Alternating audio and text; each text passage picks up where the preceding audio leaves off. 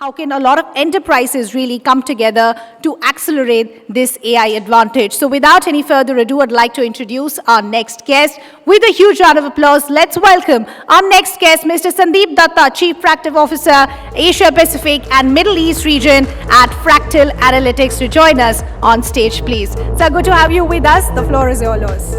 Thank you.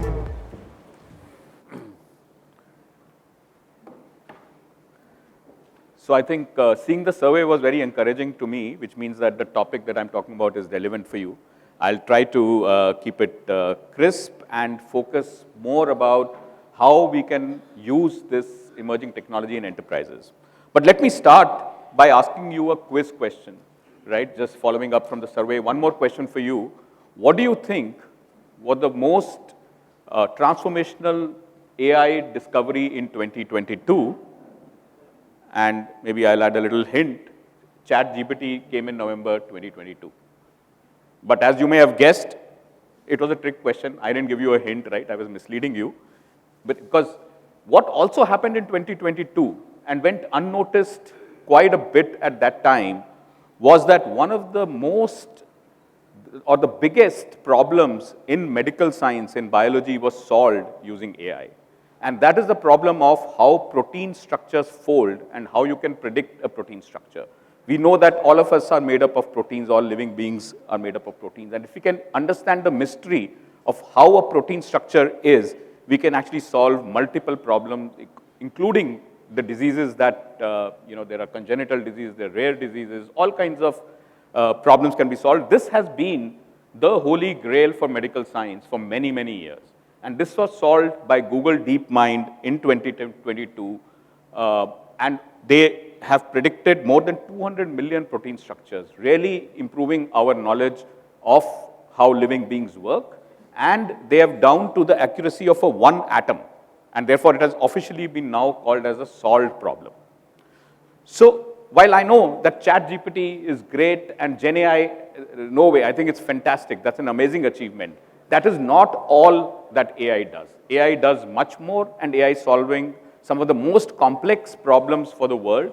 And in fact, as we all occupy a world, maybe it's not India's problem, but largely the world's problem is that the population the working population is not increasing. The problems that we have to solve in healthcare, in climate, etc., are becoming more and more complex, and productivity is going down.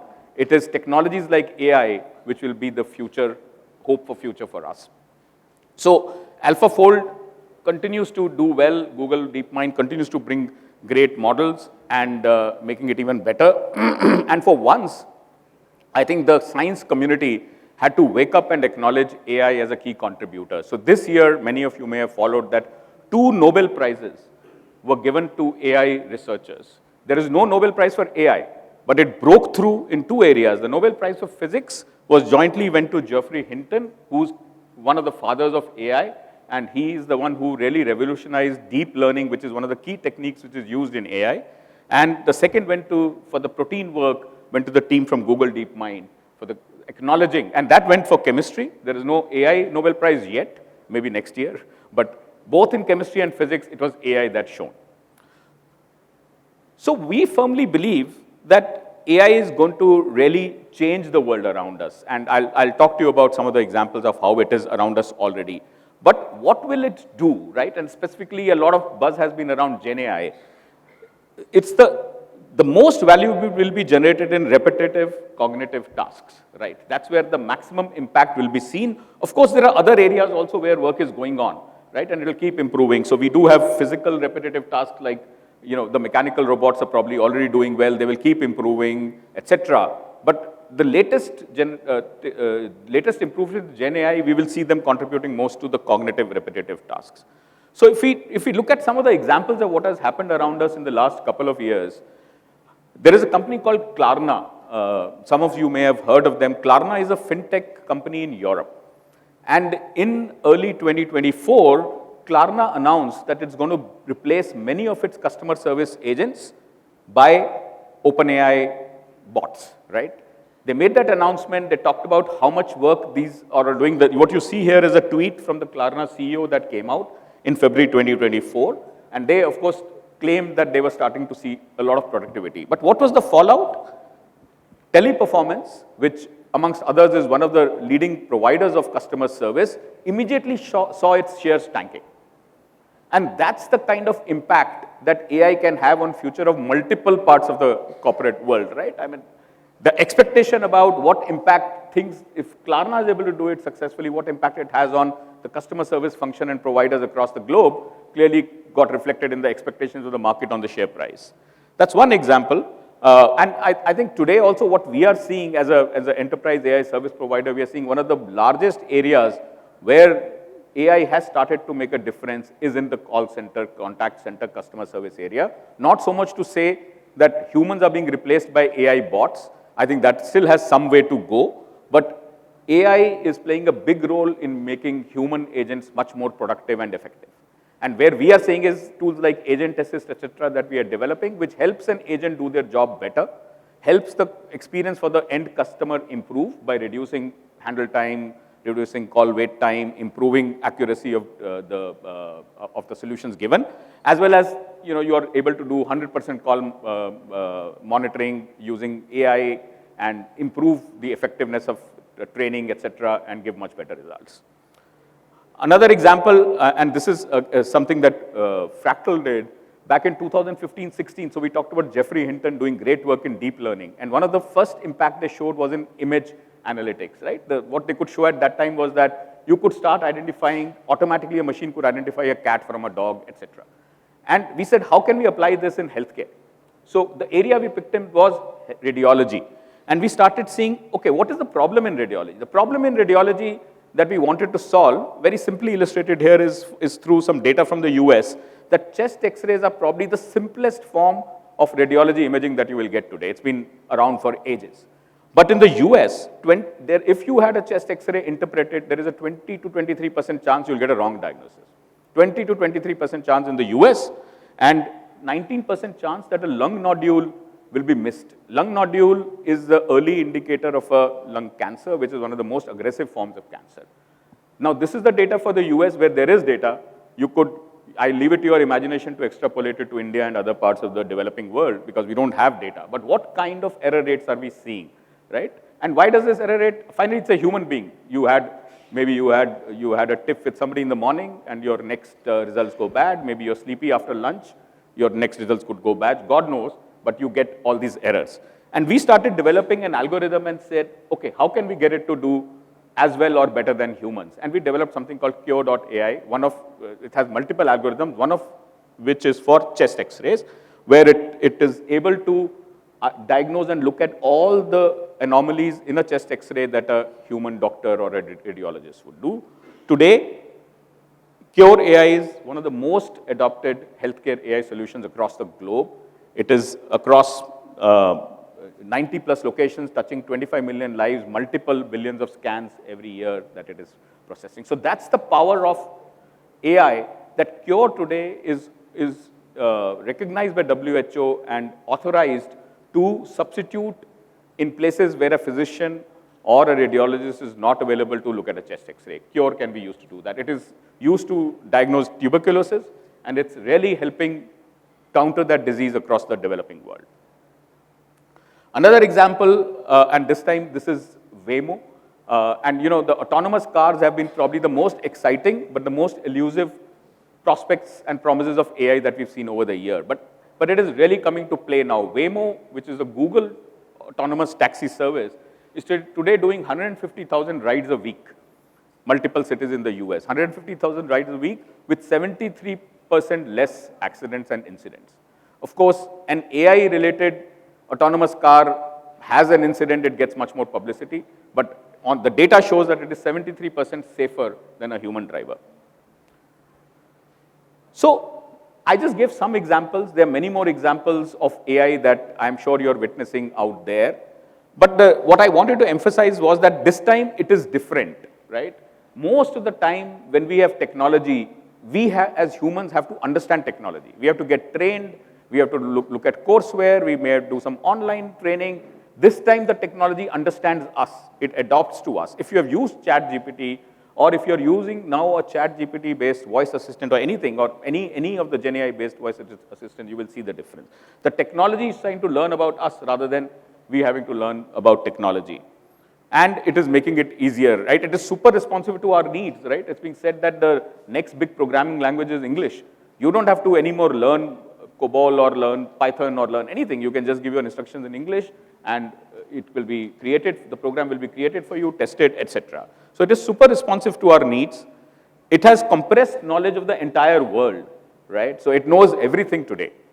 And it is getting more capable everywhere, every day, right? The progress is exponential. It is very early days in this technology. We are seeing, the results we are seeing are like, you can say a child in infancy, and it is getting better every day. And it is becoming cheaper. That's the other thing I will add. The marginal cost of intelligence today is going towards zero. Our own expectation is this is as big as electricity was multiple years ago. And maybe, when electricity was invented, you still had to figure out how to use it. You still had to figure out how to, the cost of it. Today, we don't think twice about it. Similarly, intelligence and AI is going to become as ubiquitous as electricity is for us today. However, with all of that, why are enterprises not keeping pace, right? We work with global 500 clients. We talk to multiple CIOs, CTOs, CDAOs, CXOs. And in every enterprise, the promise is still to be fully delivered and realized, and they're getting pushed by their boards to say, why are we not getting faster results? And in our experience, there are three things that are needed to accelerate the AI advantage. First is that the AI solution has to match or exceed human capacity, right? It cannot be worse than what we do, right? Who will adopt it? Who will use it if it made more mistakes? If I give you the simple example of, many of us probably started using Siri 10 years ago, or at least I remember I started using it 10 years ago. It used to be frustrating, right? And the frustration was, it could not understand us, we could not understand it, the accent was a problem, and it was not just this, right? The context was a problem. It never got the context. I remember this famous example that happened. Somebody had a bad day and was talking to its Siri and said, hey Siri, I'm really frustrated, I want to go and jump off a bridge. And Siri very helpfully said, here are the 3 nearest bridges to you, please go jump off one, right? So context was not there, it was not as close to human. Today, on the other hand, the progress to understand emotions, be conversational just like another human to you is really, really progress. So first condition is, it has to be as good or better than humans for you to really use it, right? If it makes more mistakes than a human would, why would you use it? Number two, a lone POC sitting in a lab is not a guarantee for success. You can have great results when there are 10 users trying it in the lab. It has to be designed for scale. It has to be designed for adoption. It has to be designed for results and outcomes. And the third is that we have to also adapt and adopt it in the organization. We have to prepare our organization for it, and we have to have some governance around it. So I'll just spend a little time on each of these. So how do we match or exceed human accuracy?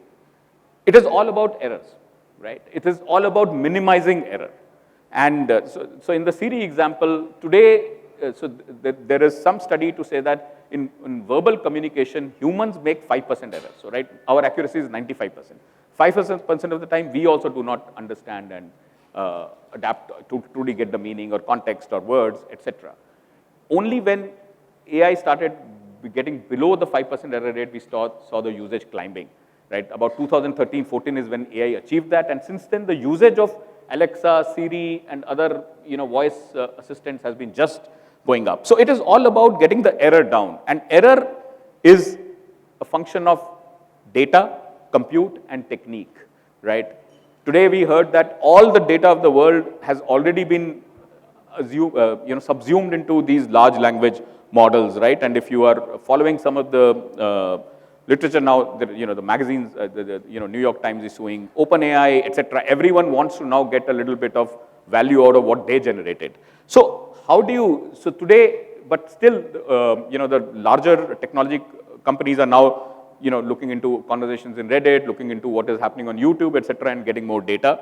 Compute is again an area where there is a race, right? Whoever is able to buy more, get more GPUs from NVIDIA and invest in those GPUs is probably going to be ahead in that race. And of course, compute, there is quantum coming up, which is going to really increase our ability to get better results from compute. Google just talked about their quantum chip if you've been following. So this is also going to keep increasing, and techniques are constantly evolving. So the message here is that we are in very early infancy. Error rates are going to keep coming down. We are going to keep getting better than humans through AI. Just as an example, somebody in the last panel did talk about Devin. Similarly, what we are doing is we have something called under Project Pioneer, we have a multi-agentic framework which we are getting ready, which is actually doing data science projects, is taking part in Kaggle competitions, and it is scoring at the 84th, 85th percentile, which means it is better than 84, 85% of the data scientists who are taking part in that Kaggle, human data scientists. So that's kind of the way things will move. It will keep improving. Second part is, all of this is great. How do you do it at scale? And I think in an enterprise, it is all about planning it. I'm sorry, the last one kind of faded away. It is not supposed to be invisible. But it is crawl, walk, run, fly, right? And a lot of it is about selecting the right use cases to work on. Many times we see technology for the sake of technology. I've got data, let me build something out of it. No. It has to solve a problem. You have to understand what decisions do you take as an enterprise, strategic decisions, operational decisions, tactical decisions. And then what is the data that will help you solve it? What is the technique? What is the right fit? There is no point just creating something which nobody will use. And just another equation, we love equations. So results are a function of AI analytics that we already talked about, which is about reducing errors, but also about obviously the data. So data engineering to bring all the data together, and then design, which we think is an ignored part, which is about human behavior and understanding how a technique or technology will already be used by a user and a day in the user's life. I'm going to skip some of these because the bell has gone up. 1 minute more? 30 seconds more. Okay, thank you. So I'll go. So last one, I'll just take this last slide and keep with you, that how do you build organizations that effectively leverage AI, right? All of this is going to be not effective unless you build the organization. One more equation, the last one, that organizational effectiveness is a combination of talent. Talent that can build AI solution is not easily available. It is super differentiated. It is not a continuum.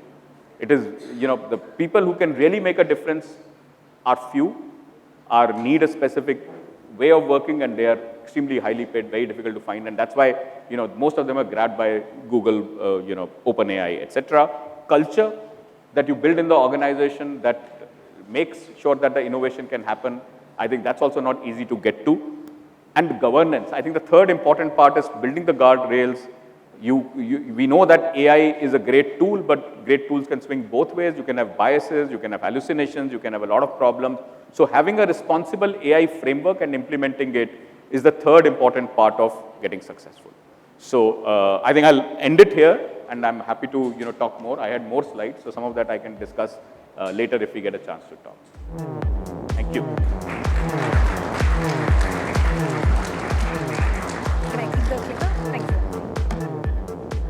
Thank you, Mr. Dutta.